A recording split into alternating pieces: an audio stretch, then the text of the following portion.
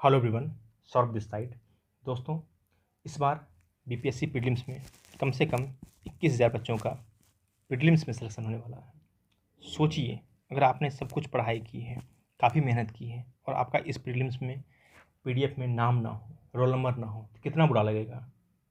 वो क्यों ऐसा होता है कि बहुत बच्चे जो काफ़ी मेहनत करते हैं लेकिन फिर भी उनका सिलेक्शन नहीं होता है प्रीलिम्स में। क्या कारण है? कुछ तो ऐसी कमियां रह जाती होंगी जिनके कारण उनका सिलेक्शन नहीं होता है। तो वही ऐसी 5 कॉमन मिस्टेक्स मैं आपको बताने वाला हूँ जिनके कारण कि यह प्रीलिम्स का रिजल्ट रुकता है। देखिए, यह वीडियो तो स्पेशली उन लोगों के लिए है जिनके पास की गाइडेंस की कमी है, जिनको बताने वाला कोई नहीं है किस डायरेक्शन में पढ़ें और कौन सी गलतियाँ ना करें। क्योंकि अगर आपके पास एक अच्छा अनुभव है तो आप दूसरों को बता सकते हैं। इस एग्ज़ाम को लेकर मेरा तो अच्छा खासा अनुभव है, तो इसलिए मैं आपको गाइड कर सकता हूँ। साथ ही साथ वैसे बच्चे जो बार बार प्रीलिम्स दे रहे हैं और फेल हो रहे हैं, उनको इस बात की अभी तक समझ नहीं बन पाई है कि मैं किन गलतियों के कारण प्रीलिम्स क्लियर नहीं कर पा रहा हूँ। और ऐसे बच्चे भी हैं जो किसी कोचिंग में इनरोल्ड हैं लेकिन उन्हें यह नहीं बताया गया है कि आप किस गलतियों के कारण प्री में चूक सकते हैं। तो देखिए, ये जो 5 मिस्टेक है, इसको आप गांठ बांध लीजिए कि बिल्कुल नहीं करना है। मैं आपको बता रहा हूँ, आप इसमें करना चाहेंगे गलती, कुछ गलतियाँ तो आप करना ही चाहेंगे, लेकिन फिर भी आप इस वीडियो को याद रखिएगा कि 5 मिस्टेक नहीं करना है। और बाद में अंतिम में बताऊँगा कि आपको किस चीज़ पे ध्यान बिल्कुल नहीं देना है अभी। देखिए, पहली मिस्टेक कि मॉक टेस्ट के मार्क्स को बहुत सीरियसली लेना। मॉक टेस्ट दीजिए, कोई दिक्कत नहीं है, दे रहे हैं तो दीजिए, लेकिन 5 से ज़्यादा फुल लेंथ मॉक टेस्ट नहीं देना है किसी भी हाल में। और ट्राई कीजिए कि ऑफलाइन देने का, ऑनलाइन मत दीजिए, ताकि आपको पता चले कि आप कितना देर में जो है बबल फिल कर सकते हैं, कितना आपका तुक्का सही होता है, कितना कॉन्फिडेंटली बनाते हैं। तो यह सब आपको यहीं कर लेना है। आपको बिल्कुल यहाँ जाँच लेना है कि कितना आपको नॉलेज से सही होता है, कितना तुक्का सही होता है और कितना जो है वो लक वाइज सही होता है कि हाँ चलो 2 में मारा और सही हो गया। तो वो सब आपको अभी कर लेना है। और बबल भरने में अच्छा खासा टाइम लगता है, तो इसलिए मैं सजेस्ट करूँगा कि मॉक टेस्ट दें तो ऑफलाइन दें, ऑनलाइन मत दें अब।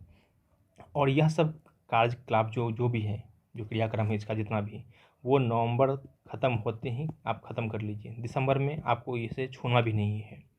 देखिए, अगर आपको बहुत शौक है मॉक टेस्ट देने का और सीरियसली लेने का, तो आप प्रीवियस ईयर क्वेश्चन पढ़ दीजिए। प्रीवियस ईयर क्वेश्चन किसी भी साल का उठाइए, 67वीं को उठाइए, 68वीं को उठाइए, 69वीं को उठाइए और इसी को दीजिए, ईमानदारी से दीजिए और देखिए कि आपका कितना सही हो रहा है।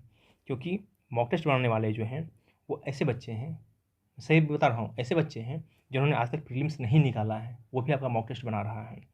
और आपका मतलब क्या घोटाला चल रहा है आपको बता नहीं सकता हूँ। आपका टेस्ट जो है, मेंस का टेस्ट कॉपी, ऐसे बच्चे से मतलब इवेल्युएट कर रहे हैं जिन्होंने आज तक मेंस निकाला भी नहीं है, मेंस दिया नहीं है। मतलब ऐसे ऐसे घोटालों का मैं साक्षी रहा हूँ, मुझे पता है।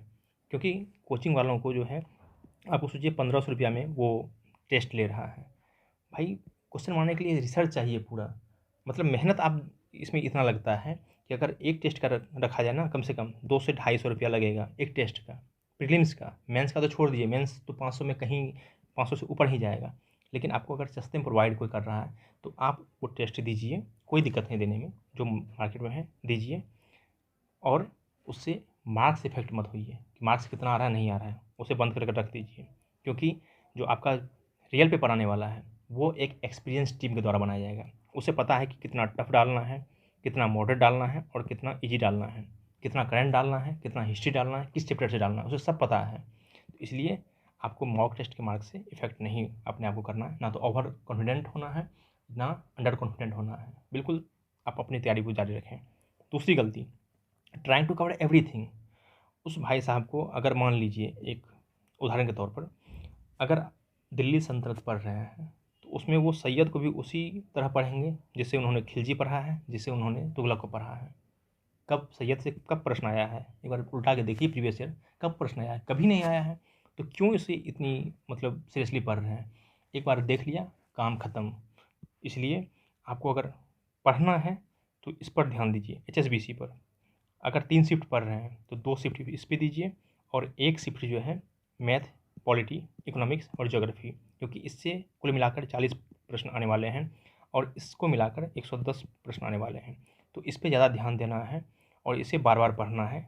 इसे धीरे धीरे धीरे कर एग्ज़ाम तक ख़त्म कर लीजिए। तीसरी बात, self study versus YouTube video.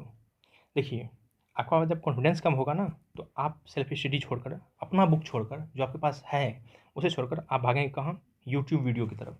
और यूट्यूब वीडियो में क्या देखेंगे कि मैराथन वीडियो क्या है, मतलब मैं 3 घंटे में कवर कर लूँ हर चीज़।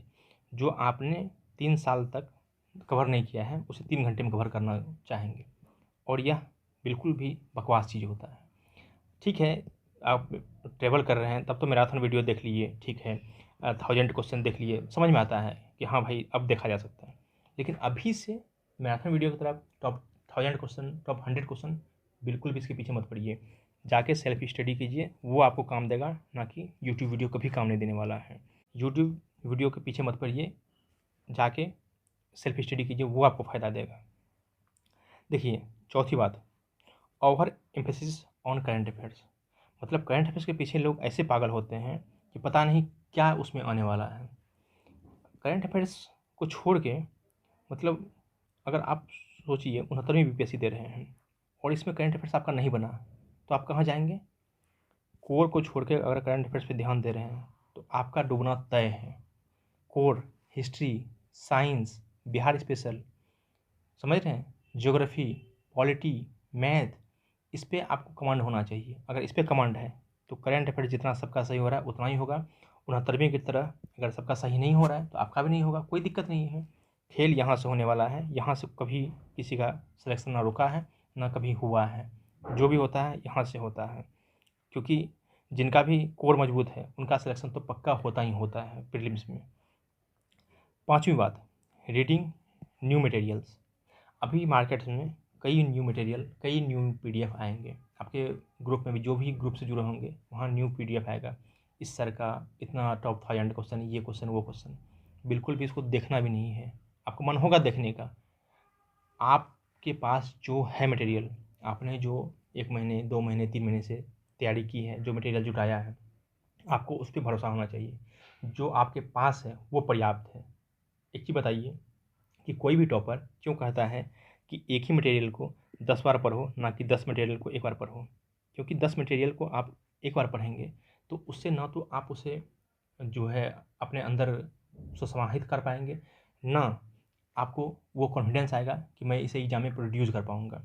अगर एक ही मटेरियल को 10 बार पढ़ेंगे तो आपको पेज नंबर याद रहेगा, आपको पता रहेगा कि हाँ ये इस बुक में इस पेज नंबर के बाएं साइड लिखा हुआ है। तो इतना कॉन्फिडेंस आपको आएगा तो प्रीलिम्स पक्का क्लियर हो जाएगा।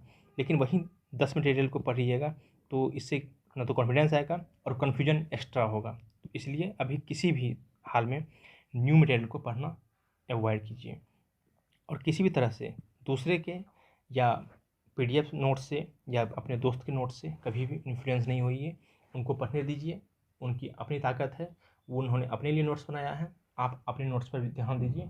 और आपको अपनी ताकत पता होना चाहिए कि मैं किस में अच्छा हूँ, और रिवीजन जितना कर सकते हैं उतना कीजिए।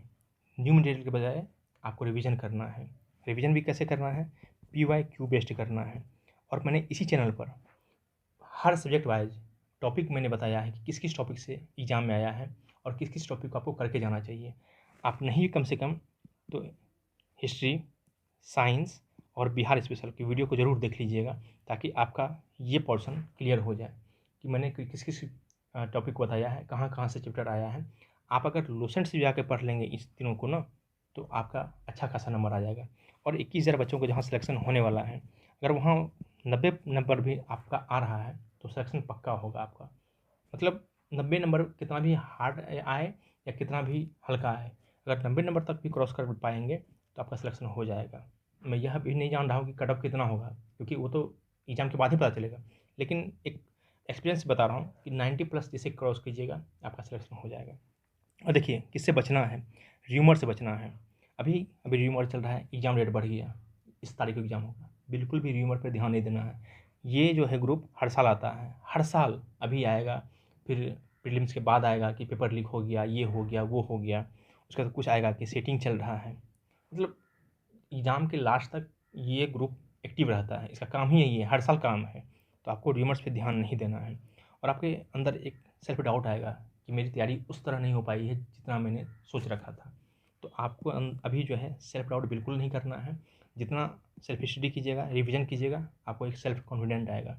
अब जब सेल्फ कॉन्फिडेंस आएगा तो जब आप सेल्फ कॉन्फिडेंट हो जाएंगे तो आपका जो है प्रीलिम्स का होने का चांस, मैं बता रहा हूँ, काफ़ी ज़्यादा हो जाएगा। क्योंकि प्रीलिम जो है ना, कॉन्फिडेंस और नॉलेज और लक से निकलता है, क्योंकि लक भी आपके साथ उस दिन होना चाहिए। अगर कॉन्फिडेंस है और थोड़ा नॉलेज है तो आप इसे निकाल लेंगे, लेकिन नॉलेज है और कॉन्फिडेंस नहीं है तो आप जाकर वहाँ वैसी गलती कर देंगे जो कि आपको नहीं करना चाहिए। बॉल भरना है सी में, भर के आएंगे बी में, तो ये गलती आप जो है वहाँ करेंगे। इसलिए मैं ये वीडियो बनाया हूँ कि आप अभी इन गलतियों से बच जाएँ, ना कि आपको फिर जो है प्रीलिम्स के बाद इस बात का दुख हो कि मैंने क्यों ये गलतियाँ की। आप इस वीडियो को अपने दोस्तों के साथ शेयर कीजिएगा, जिनके पास गाइडेंस की कमी हो उसको शेयर कीजिएगा, और चैनल को लाइक शेयर सब्सक्राइब कीजिएगा, क्योंकि यूट्यूब को इसी भाषा समझ आती है और इसी तरह ये वीडियो और लोगों के पास पहुंच पाएगा। Thank you so much.